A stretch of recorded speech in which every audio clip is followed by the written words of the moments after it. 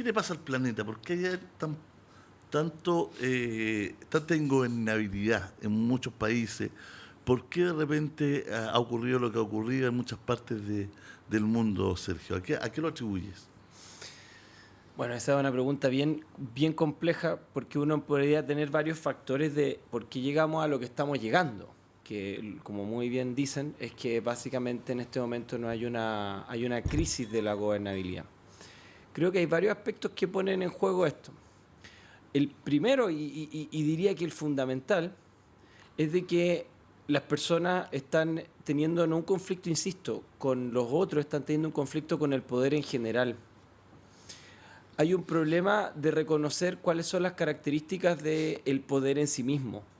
Y de hecho se está estigmatizando el poder en Occidente particularmente. Si te fijas, la crisis del poder, si bien está súper patológico, como tú muy bien dices, Mauricio, que hay líderes que están completamente quizá trastornados, les puedo mencionar ahí de repente un autor de que menciona cómo son esas mentes, pero la crisis del poder es fundamental de Occidente.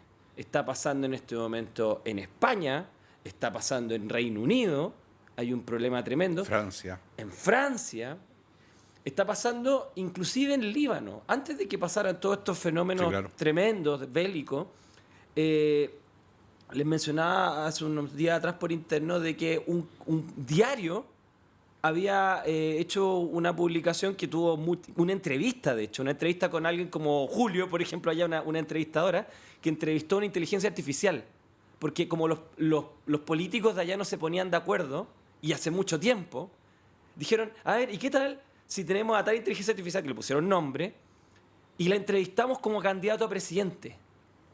Y fue la periodista esta y le hizo la entrevista a inteligencia artificial.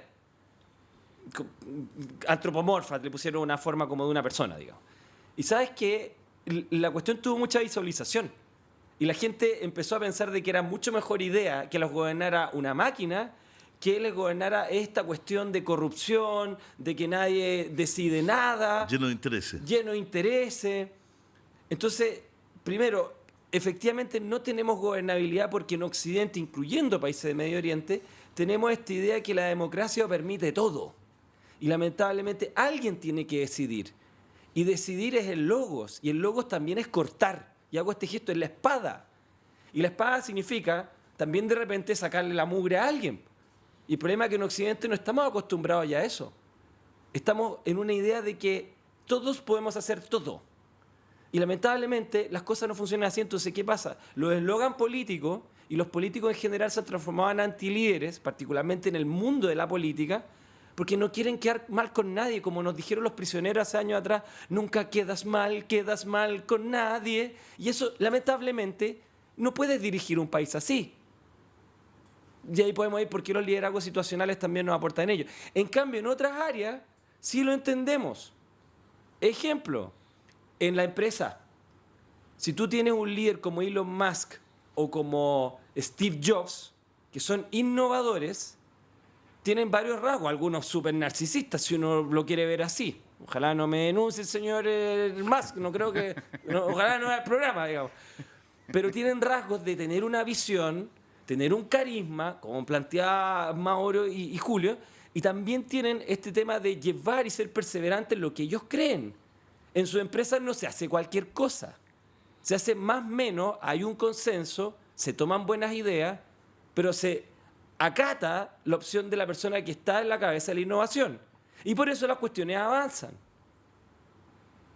No podemos tener un lugar donde todos opinan y nadie hace nada. Uno de los estilos de Kurt Lewin, que se llamaba democracia, que hizo estos estudios sociales, inclusive algunos con niños, era que el problema de la democracia es que se motiva la innovación y la creatividad de la gente, pero es muy lenta. Es súper lenta, entonces en hora de tomar decisiones se pierde productividad. El otro estilo que él tenía situacional, que le llamaron autoritarismo, no le llamemos dictadura, pero autoritarismo, digamos, en empresa, disminuía la creatividad y la innovación, pero aumentaba la productividad. ¿Y sabes cuál era el peor sistema? El que menos productividad producía, el laissez-faire.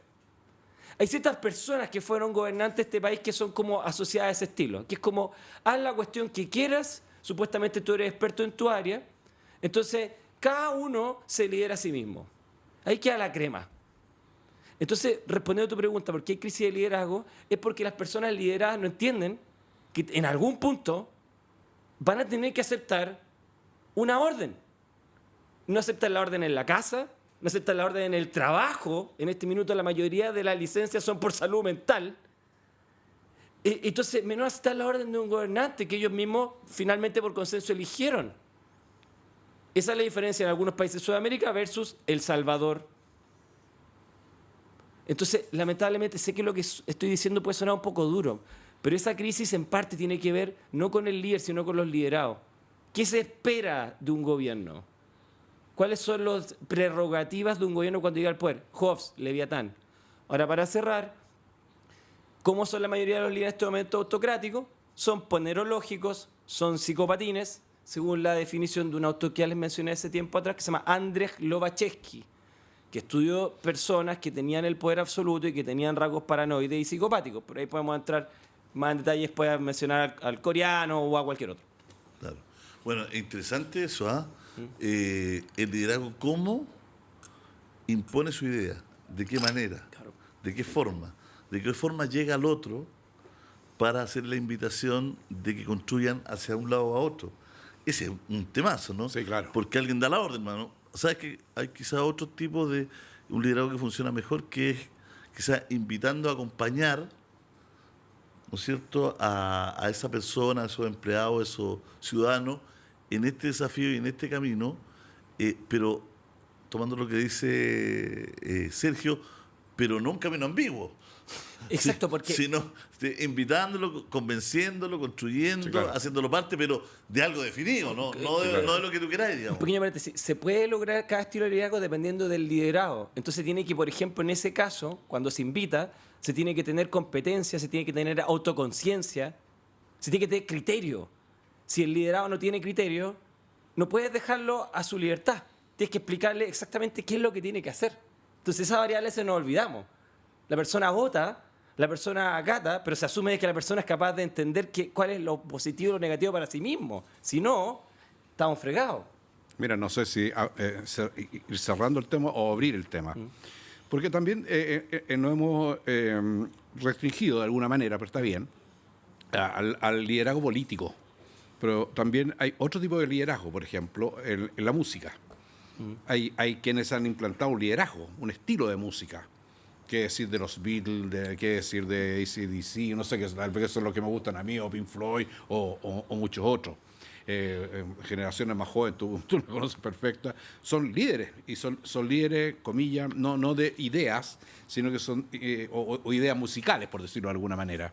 ¿Okay? En el deporte hay líderes que por ser número uno, o Maradona, por ejemplo, era un líder que hasta el día de hoy, fallecido y todo, y con todos los defectos que tenía de sobreconsumo y todo, se lo dejan los argentinos hasta el día de hoy, lo tienen absolutamente endiosado. Ese es un líder, pero profesaba su idea política, pero no se caracterizaba por eso, digamos.